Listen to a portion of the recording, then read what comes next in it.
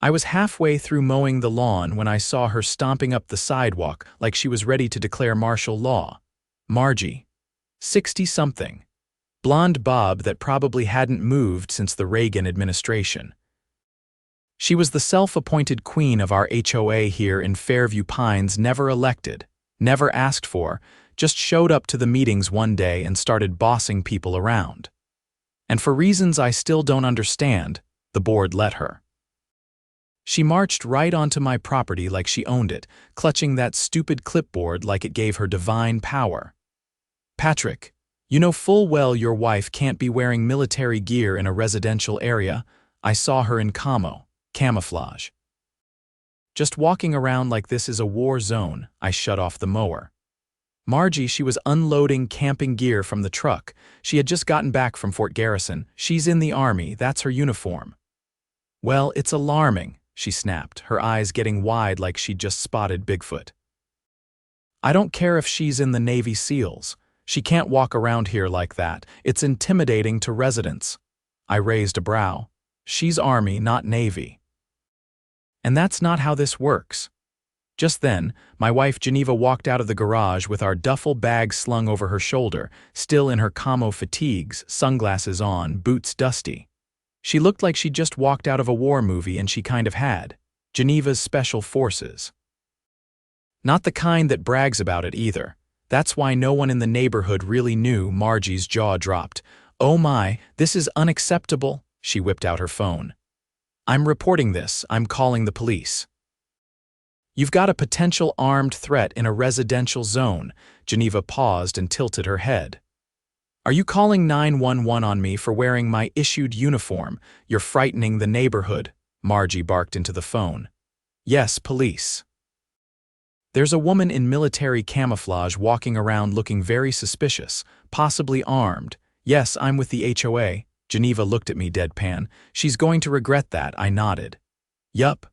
10 minutes later, 2 patrol cars rolled up, sirens off but lights flashing. The officers got out cautiously. Geneva calmly raised both hands, not in surrender, but more like she was too tired to explain anything and wanted to get it over with. One officer stepped forward. Ma'am, we got a call about a possible armed individual. I'm Staff Sergeant Geneva O'Doyle. Badge number 6425, Fort Garrison Special Forces. Just got off a 72-hour field exercise. I'm unarmed. I live here. She pointed to our welcome mat. That's our name, O'Doyle Summers. Check the registry. The cop blinked. You're military, correct? And your caller is over there hiding behind a bush with a clipboard.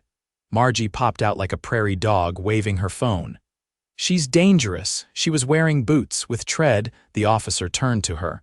Ma'am, wearing a military uniform isn't illegal, but it's frightening. No, ma'am. What's frightening is wasting emergency resources because you don't like your neighbor's clothes. Geneva stepped forward and said, You do realize impersonating an emergency or making false claims to 911 is a chargeable offense. Margie's face turned the color of canned beets. I didn't lie. I was just concerned. Concern's not a crime, but false reporting is, Geneva said, then walked back inside like nothing happened. The officers gave me a look. Sorry, sir. We'll mark this as a false alarm, one of them added, and maybe tell your HOA to cool it. I looked at Margie, who was now pretending to scribble something on her clipboard. Yeah, good luck with that, but I knew Margie. She wasn't going to let this go. And I had a feeling the HOA had bigger plans than just complaining about Camo. They didn't know Geneva had already started digging into Fairview Pines' HOA financial records, and what she found. Let's just say Margie should have worried less about boots on driveways and more about the skeletons in her books. The next morning, Geneva sat at the kitchen table surrounded by a fortress of manila folders and a half-eaten protein bar. Her laptop was open, screen filled with spreadsheets and scanned PDFs. I poured myself coffee and watched her highlight something in neon yellow. You're not going to believe what I found, she said without looking up. I leaned on the counter. Tell me no one in the HOA actually knows how to file taxes. They do, badly. She clicked open another document. Margie signed off on a quarterly expense report that shows over $22,000 allocated for community aesthetic enhancements, but the receipts are from a landscaping company that doesn't exist. No tax ID, no website, no state registration. Fake vendor? Looks like it. And here's the kicker, those payments were all approved by the board treasurer. Guess who that is? I set my mug down. No, her nephew, same last name, M. Callahan. He's listed as treasurer, but he doesn't even live here. She turned the laptop so I could see. I checked the county database. He's registered at an address 2 towns over, never owned a property in Fairview Pines. I whistled under my breath. So she's siphoning HOA dues into a fake business run by her nephew, Geneva nodded. That's just 1 quarter. I've got 3 years of reports to sort through. That evening, she called in a favor from someone she served with an accountant who worked forensic contracts for military fraud investigations. He started reviewing the files remotely. Geneva sent zipped folders while I grilled burgers in the backyard, pretending nothing was happening. We knew better than to tip our hand before we had everything lined up. 2 days later, we got a call back with confirmation. She's cooked the book 6 ways to Sunday, Geneva said as she ended the call. Ghost vendors, inflated maintenance fees, unauthorized late penalties. She's been laundering HOA funds for years. I raised an eyebrow. Enough to warrant state attention. Enough to warrant the FBI if she's been moving sums across state lines. But we'll let the county fraud division start it. The next morning, Geneva filed a formal complaint with the State Department of Consumer Affairs and attached a full audit report with evidence. She also CC'd the County District Attorney's Office and the Office of the Inspector General. By that afternoon, things were moving faster than we expected. A white sedan with government plates pulled into the HOA clubhouse parking lot. 2 agents in button-downs and khakis stepped out, briefcases in hand. Geneva and I watched from across the street, pretending to be on a walk. We saw them knock on the clubhouse door. Margie answered, looking like she'd just swallowed a lemon whole.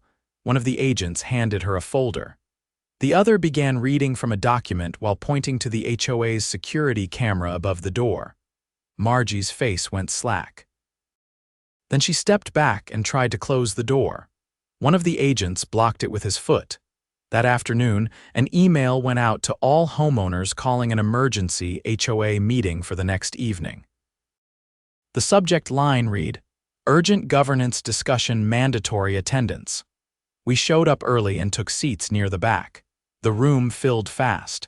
Most of the neighborhood had never even attended a single meeting before, but word had spread quickly. People were whispering, looking around like they expected a fight to break out. Margie entered 5 minutes late, flanked by 2 board members who looked like they'd aged a decade overnight. She held a stack of papers and tried to smile, but it flickered like a dying bulb. "Thank you all for coming on such short notice," she said, voice tight. "There have been some misunderstandings recently regarding our financial practices, and I want to assure everyone that the board is cooperating fully with the county's review." Geneva raised her hand. Margie blinked. This isn't a Q&A, then I'll just say it up front," Geneva said, standing. "You've been embezzling homeowner dues for over 3 years using shell companies and fabricated invoices. You approved payments to a landscaping company that doesn't exist, authorized by a treasurer who doesn't live here and has never been elected. That's wire fraud, misuse of funds, and violation of nonprofit transparency laws." Murmurs rippled through the room like an earthquake's first tremor. Margie's jaw clenched. "These accusations are outrageous. I've done everything by the book." Geneva pulled out a folder and held it up. "This is the book, and the receipts, and the tax filings you submitted with falsified totals, and the business registration forms for Greenscape Solutions LLC, which don't exist in the state database." A man from the front row stood. "Wait, is that where all our dues have been going? I thought we were getting new sidewalks," a woman next to him added. "My roof's been leaking for 2 years." "You said the HOA couldn't afford repairs." Another voice shouted, "You fined me for having a garden hose out for 20 minutes, but you've been pocketing our money." Margie held up her hands. "You're all letting yourselves be misled. This is a targeted smear campaign by people who don't respect our community standards." Geneva stepped forward. "Actually, it's a federal-level financial investigation. And I respect this community enough to stop it from being bled dry." Margie's face twisted, but before she could fire back, two plainclothes investigators entered the room. One of them nodded at Geneva, then addressed the group. "My name is Special Agent Leary with the State Financial Crimes Unit. We're currently investigating significant irregularities in the Fairview Pines Homeowners Association's financial records.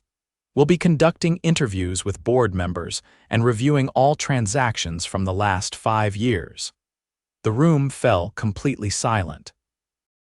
Margie sank into her seat like someone had pulled the bones out of her body. The two board members beside her looked like they were trying to disappear into their chairs. Later that night, Geneva and I sat on the porch, sipping tea while neighbors walked by, waving and whispering thanks under their breath. The mood on the street had shifted. People were talking to each other again. Someone had even put up fairy lights on their porch that had been boxed up for months. I leaned back in my chair. "You think they'll arrest her? Depends how much her nephew kept in writing," Geneva said. "But I'd bet the county's already subpoenaed his bank statements." I laughed. She had no idea who she was messing with. Geneva didn't laugh. She just looked out across the street, eyes steady. She thought power meant no one could challenge her. That's always the mistake. And for the first time in a long while, Fairview Pines felt like it belonged to its residents again, not the clipboard tyrants. The next morning, a cruiser parked outside the Fairview Pines clubhouse, not the usual black and white patrol unit. This one had dark navy paint, unmarked but unmistakable if you knew what to look for County Fraud Division. The driver stepped out alone, tall, lean, and carrying a flat leather case. He walked with the kind of calm you only see in people who spend their days dismantling other people's lies. I was on the sidewalk, adjusting the pressure in my truck tires. Geneva stood a few feet away, arms crossed, watching like she was timing a drill. The investigator didn't glance our way. He walked straight into the clubhouse. Geneva turned to me. "They're not just here for paperwork. That kind of case doesn't carry a field officer unless they're looking to secure evidence." I glanced back at the door. "Think they'll find anything physical?" She gave a short nod. "They will now." The agent was inside for less than 30 minutes. When he left, he carried a box sealed with evidence tape. Not a big one, but big enough to hold a laptop, maybe a few binders. Geneva didn't say anything as he drove away. She didn't need to. By midday, the neighborhood was buzzing. Word had spread that several board members had received subpoenas requesting their appearance in front of the county grand jury. People were standing in driveways, chatting like it was a block party. For the first time since we'd moved in, I saw neighbors genuinely laughing without glancing over their shoulders. Later that week, a temporary notice was posted on the clubhouse bulletin board. In neat, official lettering, it read, "Effective immediately, the Fairview Pines Homeowners Association Board is placed under administrative review. All governing authority is suspended pending the outcome of the financial audit. A court-appointed trustee will oversee operations." Geneva read it once and walked away without a word. The court trustee was a retired municipal attorney named Harriet Lynn. She was in her early 70s, carried a cane with a carved brass handle, and wore reading glasses that hung from a chain around her neck. She didn't smile much, but she listened. Really listened. Within hours of arriving, she had a folding table set up in front of the clubhouse with a stack of forms and a sign and sheet. Neighbors lined up without being asked. "I want to know where my dues went," one woman said as she filled out a complaint form. "I was fined for having a flag too close to the sidewalk," a man said. "But Margie's nephew had a boat parked on the street for 2 months and nobody said a word." Geneva waited until the line thinned out, then approached Harriet with a folder she hadn't yet shared. Inside were 3 emails Geneva had pulled from a public records request, emails Margie had sent to the board during the previous year, hinting at unofficial penalties for residents who were visibly disruptive. Harriet read them silently, flipping the pages with surgical precision. These penalties weren't in the bylaws, Geneva said. She created them verbally, enforced them selectively, and never issued written warnings. It was intimidation, plain and simple. Harriet looked up. Would you be willing to testify to that? Gladly, Geneva said. The grand jury hearings were closed to the public, but the fallout wasn't. 3 weeks later, the county DA held a press conference on the courthouse steps. Geneva and I watched it from our living room. The prosecutor stood before a row of microphones, flanked by 2 deputies. Today, our office has filed charges against Margaret Callahan and 2 former board members of the Fairview Pines Homeowners Association for embezzlement, falsifying public records, and obstruction of a regulatory investigation. We have evidence of over $80,000 in misallocated funds, deliberate suppression of complaints, and unlawful penalties imposed on homeowners.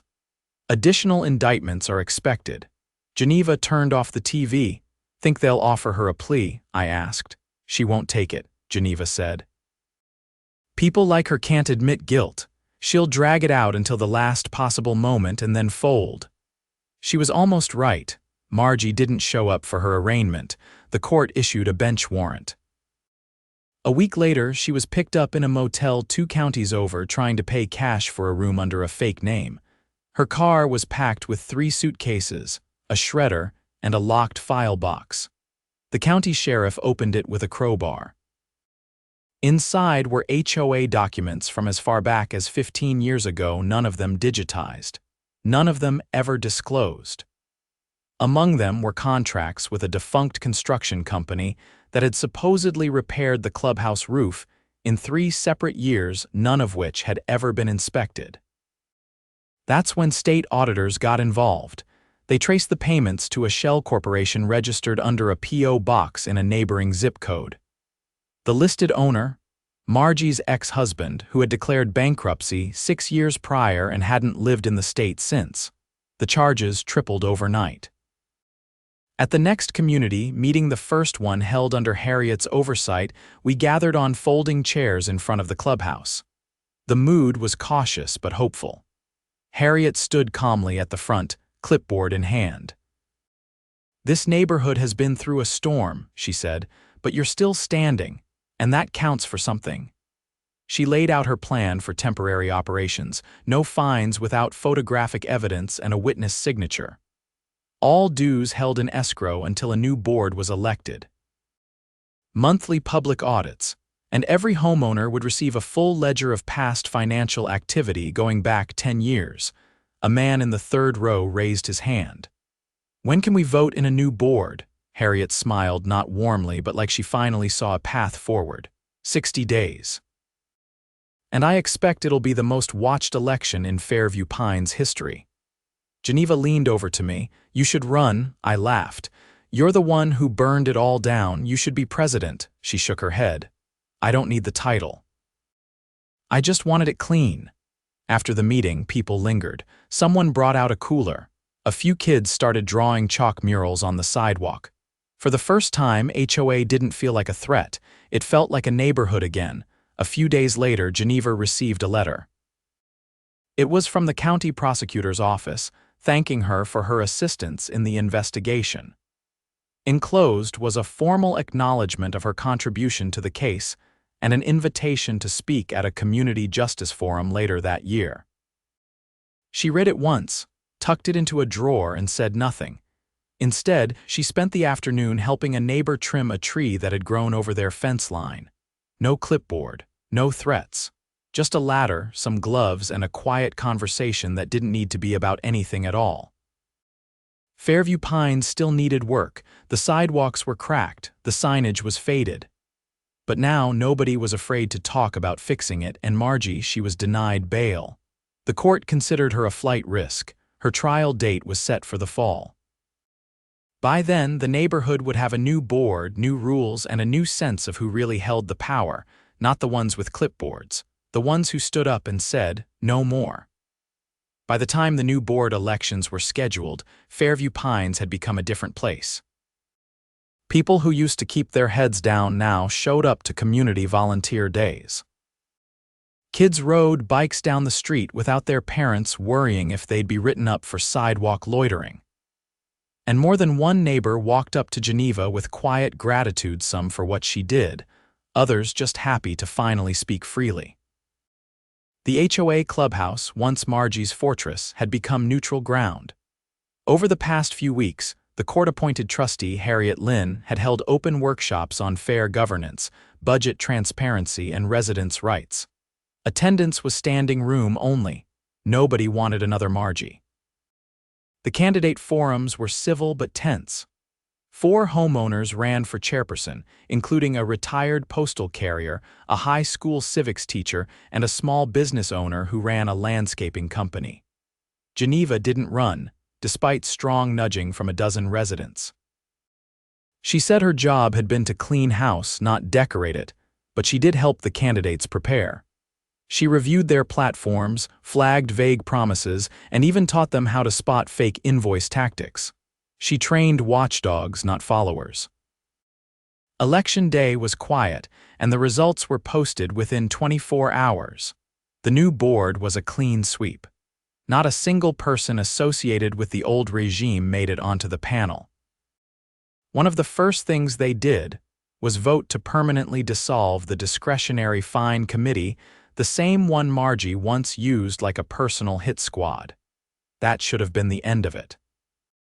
But then one of the newly elected board members, Carla, an accountant by trade, was reviewing the storage room behind the old clubhouse office.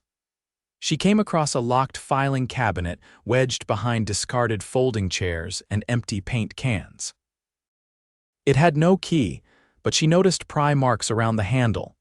Inside, she found a trove of handwritten notes, receipts, and flash drives, none of which had been listed in the previous audit. She delivered them straight to Harriet, who in turn handed them off to the county's Financial Crimes Division. Geneva didn't even know about it until Harriet called her directly. "I think you should see this," Harriet said. "There's more." The county investigators were already logged into the flash drives when we arrived. The files were encrypted at first, but whoever set it up hadn't been very skilled. Within an hour, the DA's office had access to everything. The drives detailed an off-the-books fund Margie had been running. But it wasn't just money laundering this time. It was something darker. The files included photos of residents' properties taken without consent, personal information scraped from background checks, and even notes suggesting board members had coordinated with a private security firm to monitor problem homeowners. But here's where it turned criminal fast. One of the documents contained a scanned contract authorizing that firm to intervene in case of non-compliance. Intervene. The firm, a now defunct outfit registered in New Mexico, had been paid nearly $15,000 over the course of 7 months, money that never showed up on any official ledger. And accompanying those payments were notes describing specific incidents. A car mysteriously keyed after a homeowner challenged a board decision, a dog poisoned under suspicious circumstances, and an elderly couple whose front window was shattered the day after they refused to pay a disputed landscaping fee. Geneva leaned over the desk, reading in silence. When she spoke, her voice was low and clipped. This wasn't just fraud, this was targeted harassment. She paid to have people hurt. The lead investigator nodded. "We suspected intimidation before. This confirms it crossed into criminal conspiracy. We'll be escalating this to the state attorney general." By the end of the week, Margie was charged with 6 additional felonies. 2 counts of conspiracy to commit assault, 1 count of criminal invasion of privacy, and 3 counts related to financial transactions made in furtherance of a crime. Her nephew, already under indictment, flipped quickly, providing affidavits and banking records in exchange for immunity. The private security firm turned out to be a shell company with 2 known operators, both of whom had been previously investigated for similar contract work under fake business names in other states. One was arrested in Arizona within 72 hours. The other fled to Nevada but was picked up by U.S. Marshals after using a credit card tied to the old HOA account. The most damning evidence came from a voice recording found on one of the flash drives. Margie, speaking casually at a board meeting, referred to Geneva's wife as a ticking time bomb and said, "If she steps out of line again, we'll deal with her." Quietly. The court allowed the clip to be played during Margie's preliminary hearing. Geneva sat in the gallery, arms folded, expression unreadable. When the judge heard the recording, he denied bail permanently and fast-tracked the case to trial. The trial lasted 11 days. Geneva was called to testify on the 4th day. She laid out her audit findings, her interactions with Margie, and the timeline of events that led to the discovery of the flash drives. She didn't dramatize anything. She didn't need to. The facts were damning enough. The defense tried to paint Margie as a passionate volunteer who got carried away. But the evidence shredded that argument. Between the fake fines, the ghost companies, and the contract authorizing physical intimidation, the jury didn't take long, guilty on all counts. Sentencing was scheduled for the following month. Geneva didn't attend that hearing. Instead, she spent the day helping the new board organize a community mural painting event. Kids splashed color across the clubhouse wall while parents grilled hamburgers and painted planters. Nobody mentioned Margie. Nobody had to, but I went to the sentencing. I stood in the back of the courtroom, arms crossed, watching as the judge laid it out: 21 months for fraud, 5 years for conspiracy to commit harassment, another 3 for invasion of privacy. Consecutive terms, no parole for the first 5. Margie's lawyer tried to argue for leniency based on age and health. The judge didn't blink. "You used your position to terrorize a community," he said. "You didn't just break laws, you broke trust systematically and with intent."